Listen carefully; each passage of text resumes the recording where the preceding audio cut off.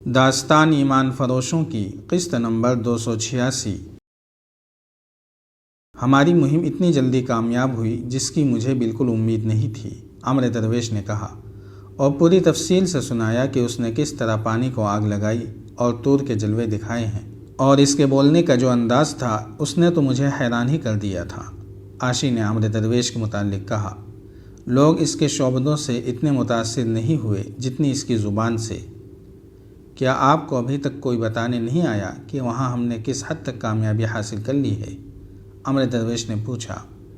کوئی بھی نہیں آیا، سوڈانی سالار نے کہا، میں تم دونوں کے متعلق پریشان تھا۔ عمر درویش کو یہ سن کر اطمینان ہوا کہ ابھی تک کوئی جاسوس نہیں پہنچا۔ جاسوس جو مسلمانوں کی حراست سے فرار ہو کر آ رہا تھا وہ ابھی دور تھا۔ اس کی رفتار وہ نہیں تھی جو عمر درویش کی تھی۔ اس رفتار سے اسے صبح کے وقت پہنچنا تھا۔ عمر درویش کا دھوکہ اس جاسوس کی غیر حاضری میں ہی چل سکتا تھا۔ اس کے پہنچتے ہی اصل صورتحال کو بے نقاب ہوتے ہی عمر درویش کو قید خانے میں بند ہونا تھا۔ اب مجھے اسحاق کی ضرورت ہے، عمر درویش نے کہا۔ میں آدھے سے زیادہ مسلمانوں کے ذہن صاف کر چکا ہوں۔ میں نے انہیں اس پر آمادہ کر لیا ہے کہ وہ سوڈان کے وفادار ہو جائیں۔ میں نے صلاح الدین ایوبی کے خلاف نفرت اور دشمنی پیدا کر دی ہے۔ میں نے ثابت کر دیا ہے کہ صلاح الدین ایوبی فرعونوں کا جانشین ہے۔ اب مسلمانوں کو اپنی کوئی قائد کہہ دے کہ ہمیں سوڈان کا وفادار ہونا چاہیے، اس علاقے کی تمام تر آبادی آپ کی ہوگی۔ میں نے وہاں معلوم کر لیا ہے اور میں خود بھی جانتا ہوں کہ یہ قائد اسحاق کے سوا اور کوئی نہیں ہو سکتا۔ اسے وہاں کے مسلمان پیر اور پیغمبر مانتے ہیں، مگر اسحاق سے منوائے کون؟ سوڈانی سالار نے کہا، میں اسے اس خطے کی امارت کی لالچ دے چکا ہوں۔ اسے ایسی اذیتیں دی ہیں جو گھوڑا بھی برداشت نہیں کر سکتا۔ عاشی بھی ناکام ہو چکی ہے۔ اب مجھے کوشش کرنے دیں، عمر درویش نے کہا۔ اسے قید خانے سے نکال کر اسی کمرے میں بھیج دیں جہاں آپ نے اسے ایک بار رکھا تھا اور مجھے بھی رکھا تھا۔ آپ اس کے دشمن ہیں، میں اس کا ساتھی ہوں۔ کیا وہاں عاشی کو ایک بار پھر آزماؤ گے؟ سوڈانی سالار نے پوچھا۔ نہیں، عمر درویش نے جواب دیا، میں اپنی زبان کا جادو آزماؤں گا۔ اسے اگر ابھی اس کمرے میں لے جائیں تو مجھے امید ہے کہ صبح تک میں اسے اپنے جال میں پھانس لوں گا۔ میرے پاس وقت زیادہ نہیں۔ اس علاقے سے میری غیر حاضری لمبی نہیں ہونی چاہیے۔ آپ جانتے ہیں کہ وہاں مصری جاسوس بھی ہیں۔ میں نے وہاں جو جادو چلایا ہے اسے مصری جاسوس میری غیر حاضری میں بیکار کر سکتے ہیں۔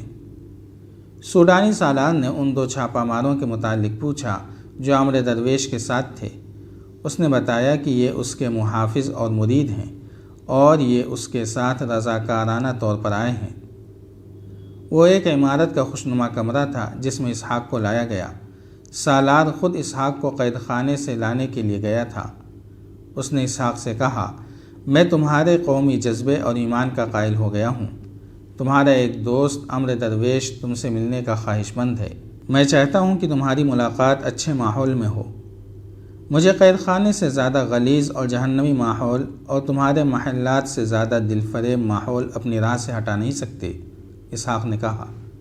مجھے تہخانے میں لے چلو یا بالا خانے میں اپنا ایمان نہیں بیچوں گا۔ سوڈانی سالار ہنس پڑا اور اسے اس کمرے میں لے گیا جہاں عمر درویش اس کے انتظار میں موجود تھا۔ سوڈانی سالار بھی کمرے میں رہا۔ تمہارا چہرہ بتا رہا ہے کہ تم نے ان کافروں کے ہاتھ اپنا ایمان بیچ ڈالا ہے، اسحاق نے عمر درویش سے کہا۔ تمہارے چہرے کی رونق اور آنکھوں کی چمک بتا رہی ہے کہ تم بہت دنوں سے قید خانے سے باہر گھوم رہے ہو۔ مجھ سے کیوں ملنا چاہتے ہو؟ میں تمہارے چہرے پر بھی یہی رونق اور آنکھوں میں یہی چمک دیکھنا چاہتا ہوں جو تم میرے چہرے پر اور آنکھوں میں دیکھ رہے ہو، عمر درویش نے کہا۔ ذرا مجھے مہلت دو، ذرا سی دیر کے لیے اپنا دل اور اپنا ذہن مجھے دے دو۔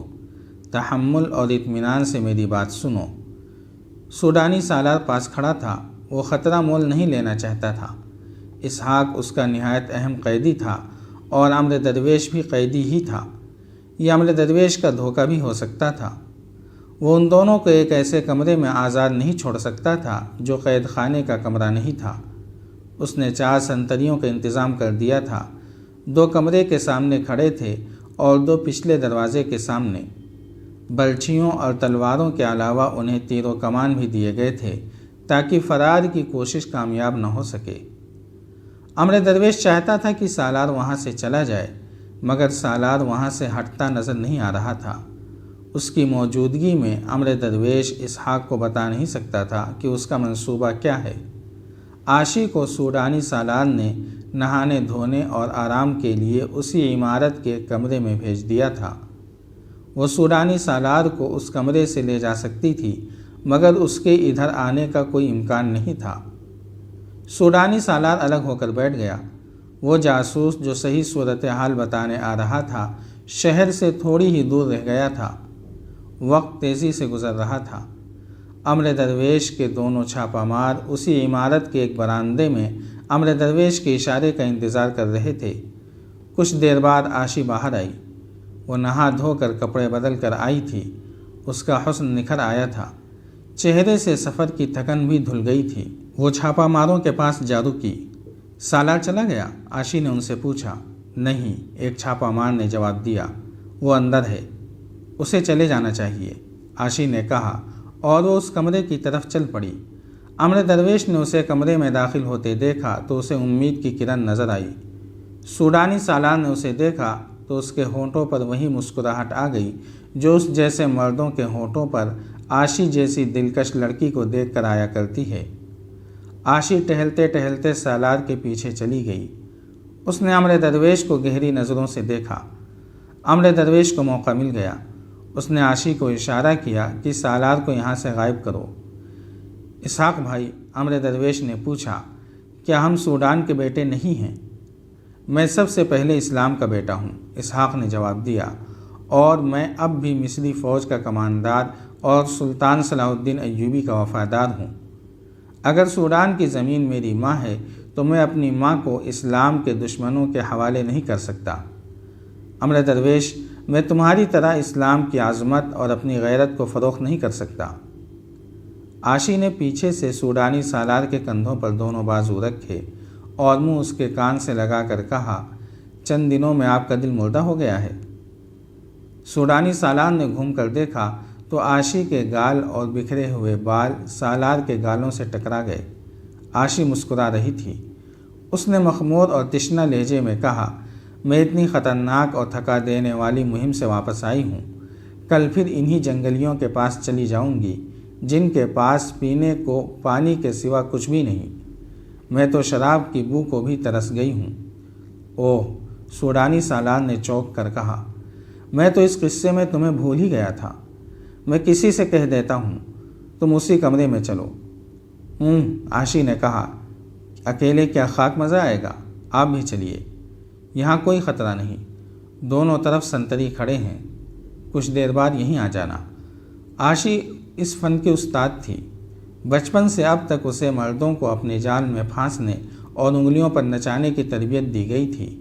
اس نے یہی فن اپنے آقاؤں اور استادوں کے خلاف آزمانا شروع کر دیا۔ سوڈانی سالار اس کی مسکراہٹ کے فریب میں آ گیا اور اس کے ساتھ چل پڑا۔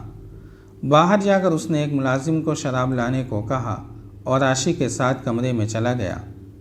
عاشی نے اسے اپنے بازوؤں کے گھیرے میں لے لیا اور ذرا سی دیر میں بوڑھے سالار پر جوان لڑکی کا طلسم طاری ہو گیا۔